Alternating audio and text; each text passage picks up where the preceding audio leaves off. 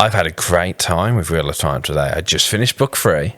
And I just watched the best episode of the Wheel of Time adaptation by Amazon. But you're not up to this bit in the book, because this is book 4. I'm not, because they flipped it. So what's happened in the book has not now happened in the show. They've flipped 2 events. Moraine wants me to go to Tyr. We're not going to Tyr. We're going to the Eye Waste. For me, this was the best episode of the Wheel of Time so far, which, at least in our opinion, isn't maybe the most impressive thing to say, considering our opinions on the previous 2 seasons. I want to know what you liked about it. When Game of Thrones at its best, you just had great performances and great moments and great scenes. The past 2 seasons, I've never really sat down and went, wow, what a great performance, or what a great scene that was. So with this, I think it had some of the best sequences I've seen in the show. I think for me the highlight was Moraine viewing the different versions of her, of how her life could go, or turn. So they were alternate universes? Yeah, I mean, they haven't really brought that into the show yet, but yeah, there's these alternate, if your life went differently or stuff like that. At least that's how I looked at it. Maybe it is something else. And I thought just the way that was presented with she's in this wheel, so then I thought that was really cool and really something beyond what the show was doing, particularly in the last 2 seasons, where it was just really boring visually. It was something creative for once. Yeah, right? I'll try spinning. That's a good trick. And I guess it's Josh's best performance so far. I mean, once again, maybe not the most thing to say. His Irish accent was a choice, but I get it. They're travellers, but whatever. I mean, they're hobbits, aren't they? So they got to be Irish. It was his best performance, I guess, but that was mainly because the camera was on him for more than 2 minutes at a time. It was nice to have a Rand-centric episode. You say Rand-centric, but also this wasn't Rand on camera. This was Ancestry.com. For me and you, the investment into this character, Rand, has been fairly low, and that's down to a mixture of all sorts of elements. Not seeing him not really getting to show any emotion. Yeah. That's one thing I did like about this episode. I'm overall pretty negative on this episode. Oh, wow. Not because I just like being a negative person. I just don't think this episode did all that much for anything. I liked the opening a decent amount. It felt like one of the first times we'd actually seen Rand just talk to someone.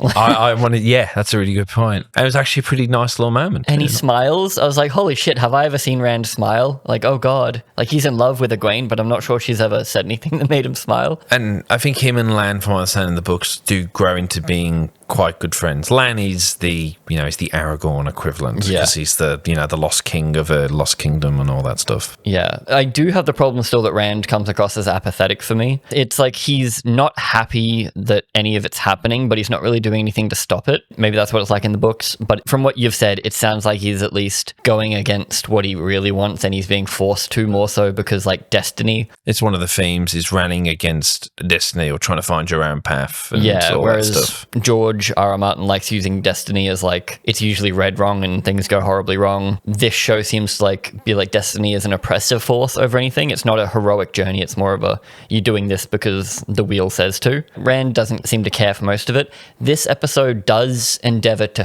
fix that, I think, whether that's just in general or whether it's aimed at people like me that don't really care about Rand. Someone realized, and now we're focusing on making Rand have a reason to exist. He's got a reason to do stuff other than being the prophesized chosen one. Yeah, and just kind of following Moraine around occasionally, because they go into the whole, this was always predestined, it was always going to be him, the reason he is where he is, and they do that via a series of flashbacks. I'm a known flashback hater. I'd say it wasn't too bad because, again, it was all brand new information. I think none of them were overly strong for me. I think the last one was the most interesting because something major happened, but they're all very simple little stories of an ancestor has to do this one little thing. But you're also getting the origins of the Aiel. I haven't got into Shadow Rising yet, but I wish maybe the Aiel had more of a presence and we had more of a setup with them within the show, because the back end of season 2 is a blur to me, but it's Perrin meets one of them, gets her out the cage, they then go to the Aiel Waste, and then they come back and go to Falm. And it just kind of all blurred in together for me. Yeah, I completely agree. Because it feels like this is a big moment for them. Because they don't know their tradition. They don't know why they do what they do. Because they've been there so long, they've actually forgot the reasons why they have a spear or what exactly they're doing there. they're going along with tradition because that's what it is sometimes. Yeah, and it's supposed to be a shock that they're the oath breakers because they thought the other people broke the oath when they killed the tree. Like Moraine's uncle killed the tree, so they called them oath breakers. And then the Aiel were actually the oath breakers all along because of past events. And it does feel like it should carry weight, but because I don't know the Aiel in any real way, and I've seen 2 tents in a desert, that's the entirety of their culture to me, is a bunch of people in a sweat lodge. I'm like, cool, this is great. In the show, I just don't feel like we've had enough setup with them. So when we've got these reveals, it doesn't feel so impactful. It's like, oh, that's what the Aiel are about. Because the show hasn't had enough time to make us wonder those questions, to make us go, why are they here? I mean, last week you were even wondering why on earth are they there, like just physically? Like, why don't they move? And like, there's a bit more like they're guarding that, or there's some sacred land stuff to it. But ultimately, I still feel like when you ask me why I enjoyed it, I think I just enjoyed the craft of the episode.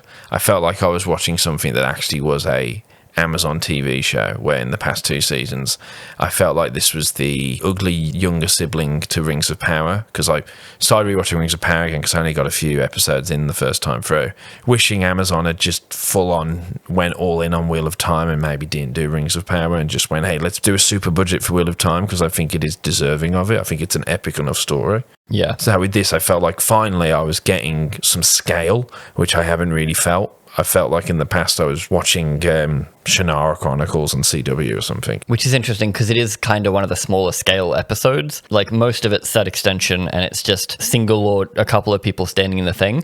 It did feel relatively grand for the most part, but it was pretty funny in the intro when they're first going to the city in the clouds. As soon as they arrive, the other tribe that was like super close and nearby looked like they suddenly realized they were there. No one saw them coming, so I thought that was just a funny little thing. In this massive desert, nobody saw anybody coming. Yeah, and if I'm being critical, I didn't feel that whole sequence was shot particularly well. It was a lot of just wides, because I pretty much forgot them the moment they went. I think with the feels more like fantasy thing that you were talking about, it's down to consistency as well. So like all the desert people are wearing desert outfits, and then the outsiders are wearing different outfits. Yes. And then we actually get to see a couple of different eras, and everyone in each of those eras is wearing congruent clothes. So we have like all the Irish leaf people are wearing the exact same kind of like Romani traveler attire. Yeah.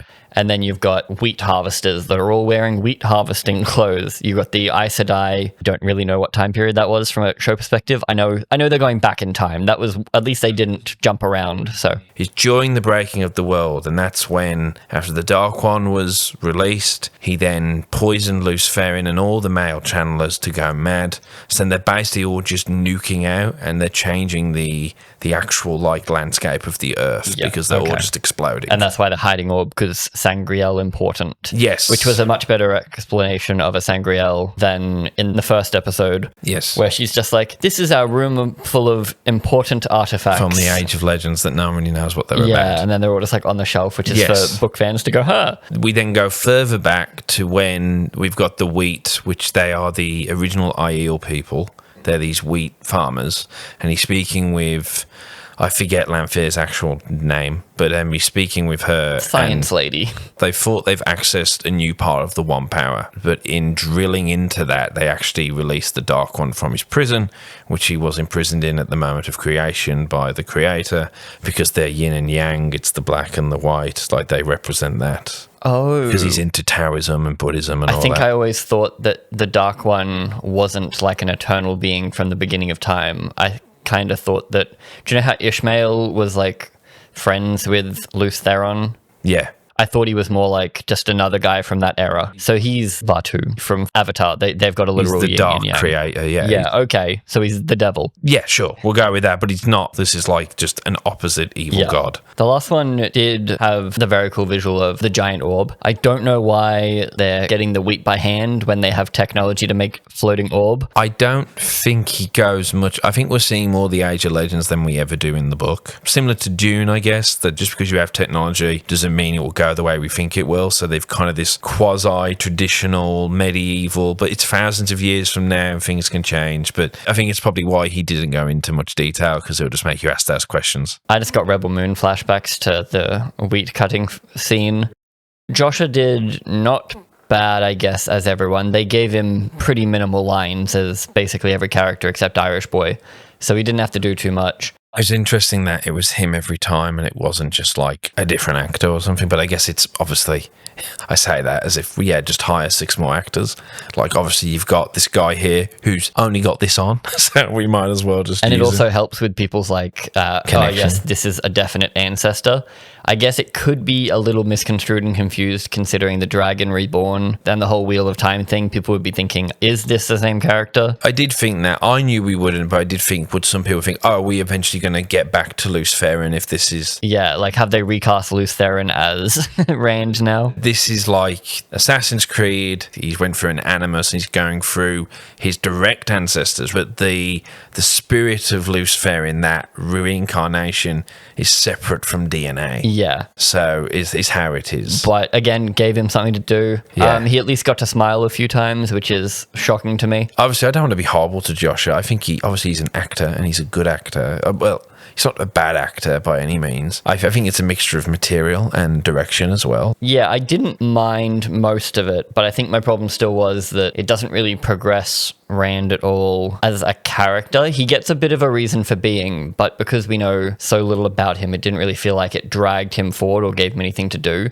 Like, it doesn't make him want to be the dragon or like not want to be the dragon. It doesn't change anything with that. It does give him a connection to the Aiel people, even if that is kind of forced by him living through all the stuff. I don't know, it just didn't do it for me. I can see book readers enjoying this more because they have more weight with Rand. And I think if I had more weight on either Rand or the Aiel people, like if I had more care for their culture, because I've seen it more than just 2/10, I think you could bring that in and then you'd be like, yes, I want to see all their history. That would be more interesting. Whereas as is for me, it's kind of just Rand watched a couple of cutscenes and then he's carried Moraine out. And I guess he likes Moraine again because he was pretty annoyed with her for a bit there in the episode. I think it's just, going to leave someone there to die, are you? So, maybe. Moraine needs to get like a metal necklace because in absolutely every flashback she got stabbed in the neck. So she needs to just look after protect herself. that neck, girl. So yeah, Rand comes out of it just having a connection with the Aiel people, and he does get a new tattoo. But he gets both, because they set up before that only a leader gets the left, but the car. Yeah, they say branded twice. He's the chosen one. Wow. Which happened quite quickly, that like, what, he's going to come out and then they're going to go, oh, here he is, great. He didn't do anything in there, is my annoyance. You felt the difficulty wasn't really there. Yeah, well, like what did Rand himself actually do? I got to see a bunch of his ancestors doing little individual stories and little moments, but Rand himself did nothing. Because I've heard constantly, and in experience that Robert thought about like the cultures, so I thought it was really cool to see the history of this, that like... The birth of a nation. But one of his ancestors is the first one who did it, and the idea that it came from these traveller folk who were like... So he kind of is an offshoot of that culture of like, we don't use weapons, and that's why they use like the hunting tools, and you're not my son, cover your face. So then that's why they cover their faces when they fight. Yeah, definitely a little forced. I don't know how it's presented in the book. I can only imagine it's all the more smoother and better in the books. I'm not too mad at it, but it really was like in one scene when he goes, we don't use swords because they're only good for killing. Like a knife has never been used for cutting up food or anything, sure. But I think the sword itself is only designed for killing, where the spear can be food. No, a spear is also designed for killing. You can use so many other things to put meat in a pot. The mum also says, cover your face. I do enjoy that he's a bit like, okay, we're now silent protectors of this tribe. Yes. That was fun, just because that's a cool visual. But saying you can use a spear is allowed because it can put meat in a pot, it's a bad recreation of the way that chopsticks are used instead of forks, because forks are pointy. If you're having dinner with someone, you don't want to give them a knife and a fork because they can stab you. Whereas if everyone's using chopstick, it's civilized. It's just a weird, bad recreation of that, in my opinion. Again, it might be done better in the books. One could read it as teenage boys trying to... They did that as like a technical right. He said, no, it's fine. I used a spear. A spear isn't just used for weaponry. So then it becomes this like small technical belief that they hold on to, that, well, using a weapon... But he just used the spear to brash that guy's face the fact off. that he completely ripped his face. Yeah. It was very brutal. That's why it's absurd, because yes, his friend got stabbed, but also you just murdered someone with a spear. Yeah. So then to say, oh, the only use of a sword is to kill. I'm like, my guy, people like cut stuff. Perrin killed his wife with an axe. That was made for wood cutting. Yeah. I kind of wish that the Daemon stuff in Harrenhal had been folded into one episode. I kind of wish they did that, because this would have worked better if Daemon, obviously it's House of Dragon, but here's the example of that. that like if you had Damon just tumbling through past life moments or past ancestor moments. Yeah, more focused. And I'm glad that they stayed with Rand, is what I'm saying, that they weren't jumping over to here's what Matt's up to, here's what Nynaeve's up to. Even though Moraine did randomly try to tag along. It was very funny when Rand's like, I'm going to go on this spiritual journey. And Moraine's like, can I come? And like, fuck off, Rosamund. I was wondering if that was in the book. Because it feels very forced when she's like, can I come? Obviously, they put it together because runtime and it's easier. But yeah, it just felt very forced for Moraine to be like, oh, I want to go too. Like, I want to have a... And Moraine really didn't do anything. Well, she got to have the best sequence in the episode. She got the best visual sequence, but I don't really understand what it did. Did I miss something there? That's a good question, and something that they're probably going to have to be taking into the next episode, but maybe it's down to just how many ways that this can go wrong. It only went wrong. Yeah, like so it can only go wrong. So this is her Doctor Strange moment. It's either with her killing the dragon or it's somebody killing her. So there's no way where this lines up that everybody gets to stay alive and solve the problem. Cool. So that's what we're supposed to get out of that. That's what we're meant to be. Yeah. This is her 16 billion possibilities and they all end in death. Maybe, anyway, who knows? Or it's this alternate world thing. I think you raised an interesting point before that I was thinking about. Obviously, people are allowed to enjoy a TV show. I'm not saying you can't.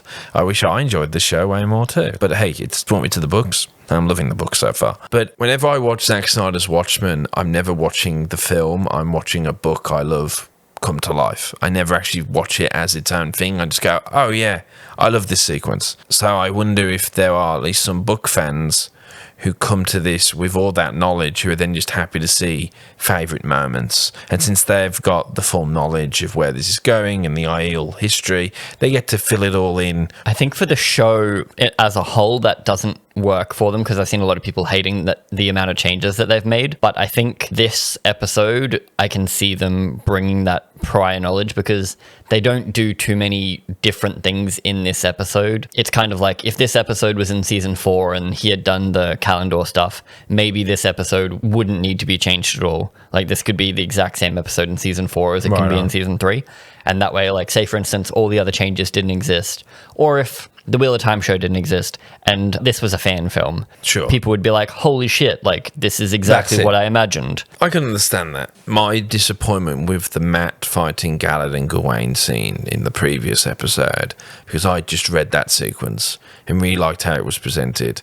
But then when I've watched that sequence again, I watched from the series, the way the music is, the way Matt acts, it almost feels like it's because they know it's a fan-favoured little moment. With the way the music swells, that almost feels like they're giving it to the fans. Like, hey, here's Matt finally doing some cool staff stuff. Yeah. Whereas I felt as someone who was watching that moment and reading that moment just a few hours behind, I was like, but this doesn't feel earned to me because Matt in this show has been a kind of nothing. Missing the context. And now he's just some kind of like annoyed I don't get blowjobs too, so I'm going to beat up these guys. I don't think they did the fights any better in this episode. I did think the Lan versus Avienda, she starts a fight with Rand because he's carrying a sword, but she decides to have a fight with Lan. And I think they need to fire someone on this team that is doing the fights. I hated last episode's fight. I hated episode 1's fight. I liked Matt's fight. I thought it was maybe cut up a bit too much, but I thought the choreography itself was perfectly fine. You can't see the choreography after they cut it to shit. Not a single swing in this fight lands without a cut. You take a swing, it cuts 3 or 4 times per swing sometimes. It's just muddled. I know that they weren't trying to kill each other, they were just having like a sparring match, but it doesn't even look like they're standing anywhere near each other because it really is just flourishes and edits. It is something. And it's nighttime. Choreography's hard. I understand. Not that hard. But it's not you have to cut 6 times per swing hard. I was keen in the moment because in the show we haven't really seen Lan go for a while, against a fellow warrior. But yes, I was left a bit like, because after 2 pretty decent conversations, I was like, is this just to serve the fact that she is a warrior woman? Because then it immediately happens in the same moment, take your stuff off. Like, almost like, and you doing that, you've reminded us actually, you're not meant to be doing this. Why do you have spears? Yeah. We have seen a fight before. Yeah, but we haven't seen her fight at all this season because she rocked up after the fighting and then had sex and then has kind of just walked mostly. And been just a bit like, you might be the Dragon Reborn, but you're not this, which is weird because she's seen him do some pretty impressive things. She saw him directly kill, like, the big bad last season. And she might even think that he was the one who formed the fire dragon around the tower too, for all she knows, like the symbolic, even though that was Moraine. So then you're left just a bit, why is she still doubting this person? And also the prophecy is so fucking specific. Of course it's him. It's Yeah. like, he has to be Aiel. He has to be born on Dragon Mount on this day. He's of the Aiel, but not of their culture. My man, there's no one that is ever going to fit this description. Yeah, I would say that the prophecy is a little less, which is fine, but George, it's always meant to be the misinterpretation of like, technically it was a bleeding star because Dawn is formed from a fallen star and there was blood on it. Whereas with this this one- it's like, no, it's exactly what it is. I think it would be interesting if they lent more into that. So far in the show, it seems very like, oh, checks off. But when she asks permission to go in, she's only going in because they've alluded to information about her to her. So they're like, oh, we shouldn't have told you That that. bit was so fucking vague. I was a bit like, I was a bit confused. I'm a bit confused. I think they're still massively struggling with delivering information that isn't just people saying it. Like when they find the big tree, Moraine says, Avendasora, and then Rand gets to go, the tree of life. And then when we cut to the outside world at some point, Egwene explains to Lan, who's been sitting next to her, seemingly the whole time, they've been in there for days. The other girl got out 3 days ago. Show me the sunset. I don't fucking do something.